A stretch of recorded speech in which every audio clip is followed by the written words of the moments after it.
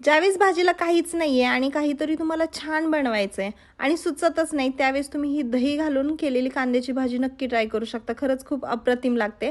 पहिल्यांदा कढईमध्ये तेल घालायचं, जिरे, काळे तीळ घातलेत मी आणि कांदा अशा प्रमाणे सोलून घ्यायचा. आता माझ्याकडे शिमला मिरची आणि टोमॅटो होता तर तो मी ॲड केलाय. अजून भारी लागते भाजी, जर नसेल तर काही प्रॉब्लेम नाही. आता याच्यामध्ये मीठ घालायचं, थोडीशी हळद घातली आहे, धणेपूड घातले, लाल मिरचीची पूड, त्याचबरोबर कांदा लसूण मसाला.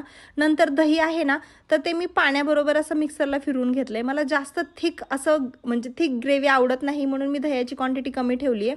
जर तुम्हाला ग्रेव्ही जास्त पाहिजे असेल ना, तर तुम्ही दही जास्त घालू शकता. नंतर ह्याला तेल सुटेपर्यंत परतून घ्यायचं. लास्टला मी इथं पनीर मसाला घातलेला आहे, तो ऑप्शनल आहे, नाहीत घातला तरी चालेल. आणि मस्त गरमागरम तूप लावलेलं चपाती बरोबर ही भाजी खायला घ्यायची.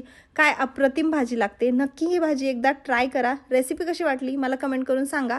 आवडली तर लाईक, शेअर आणि हां, सबस्क्राईब करायला विसरू नका.